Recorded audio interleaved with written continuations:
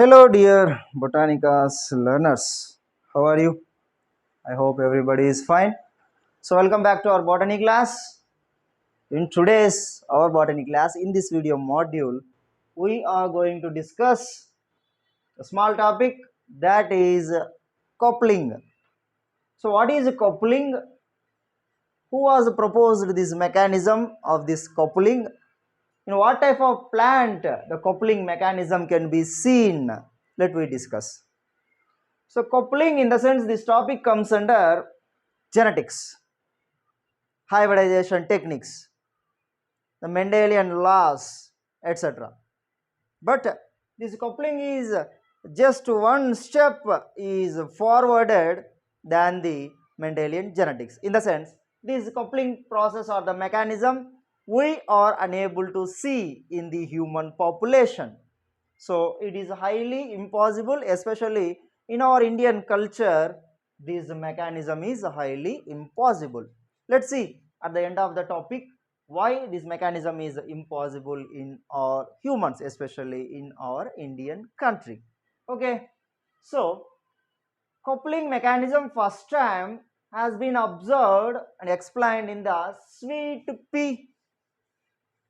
So sativum, it is a type of pea species or variety, sweet pea. So this mechanism explained by two scientists, those are Batson and Punnett. So you are familiar with these both scientists. So Batson is familiar in the experiment of Drosophila melanogaster. It comes under zoology. Then Punnett is also familiar for you. Punnett square box or checkerboard.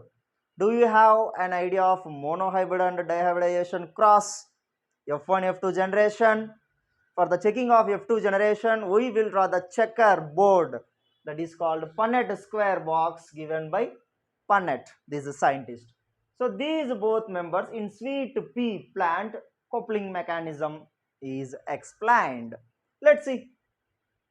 Here, if we take the parental generation, so one of the parent plant, it has blue color flowers and long pollen grains. Once again, remember, blue color flowers with long pollen grains. That is one of the parent plant, and followed by red color flowers with round pollen grains. Once again, red color flowers with round pollen grain. So blue and long, one of the parental plant. Red and round is one of the parental plant.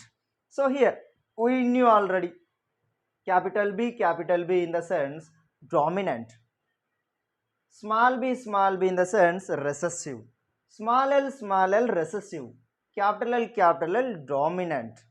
So here this condition is homozygous, homozygous, homozygous, homozygous. If we get one capital and one small, that comes under heterozygous. So phenotype, genotype, allele, genes, character, variation, etc., etc., etc. According to these all terms and points and information, I think so you knew.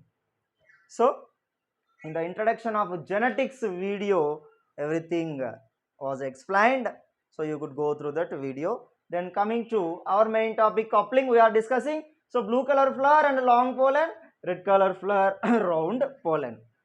So after crossing over between these two, blue color in the sense capital B, capital L, small b, small l. Then we will get F1 generation. F1 in the sense it's not first generation. F1 in the sense filial 1. Filial in the sense generation. So in filial 1, capital B, capital L, small l combination genes containing F1 generation we will get. So this process exactly same as that monohybrid cross. Do you have an idea of monohybrid cross? Capital D, small t. After crossing over, what we will get? capital T, small t, that is F1 generation. Again, capital T into capital T, capital T into capital T, F1 generation into F1 generation, finally F2 generation we will get. That is monohybrid cross. But in the coupling, here two types of characters we have taken. There only one type, in the sense tall, short. So character is one, height, tall or short, these two are variations. Are you clear? Character is one, height, then tall and short are variations. But here character, color and also length, color and also length or shape, round, long, blue color, red color. So here two characters, four variations, two characters, four variations. Are you clear? But the mechanism and the process is same as in the monohybrid cross, tall and short. Okay, so there F1 into F1 we will be crossed, the Mendelian genetics will be crossed, but here test cross we will be followed. Then what is mean by test cross? This test cross doesn't comes under Mendelian genetics. So test cross in the sense F1 generation is crossed with one of the parent organism. That parent organism should be homozygous recessive, not homozygous dominant or heterozygous dominant. F1 generation, if it will cross with homozygous recessive characters parent, then that is called test cross. But in monohybrid cross, tall and short process or method, this test cross never will be followed. F1 into F1 cross will be followed. So if we follow F1 into F1, then that is applicable in humans. Take an example, family A. So parents A, they have F1 generation, one boy, elder boy. Then family B, F1 generation, they have elder girl. So here family A F1, family B F1, F1 into F1, that is called marriage. So elder boy, elder girl, younger boy, younger girl. So this combination relation is acceptable. But here what is going on? Test cross, it is highly impossible.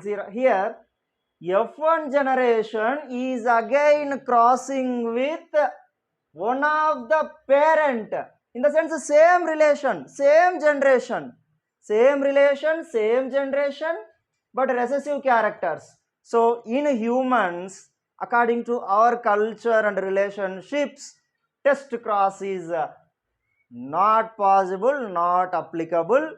It consider as a crime. The wrong relationship is not maintained in the humans, but it is applicable in plants, in plant breeding, in animals, in animal breeding, birds breeding, whatever it may be, except animals. Okay, except humans. Remaining all organisms, it is acceptable and possible. Okay, so now did you get the point? What is meant by test cross? So crossing between F1 generation and recessive characters containing parent. Are you clear, dear Botanicas learners? So finally in F2, filial 2 generation, after drawing this Punnett square box, you could try to draw and get the clarity. Let's see how many of you will get this F2 generation Punnett square box. And finally we will get the ratio 7:1:1:7. So here 4 phenotypes we will get. But there 3:1 in monohybrid cross, 3:1 ratio phenotype we will be getting. 3 tall plants, 1 short or dwarf. But here 7:1:1:7 we are getting 4 phenotypes. Let's see in detail through the crossing or the chart process how these 7:1:1:7 we will be getting.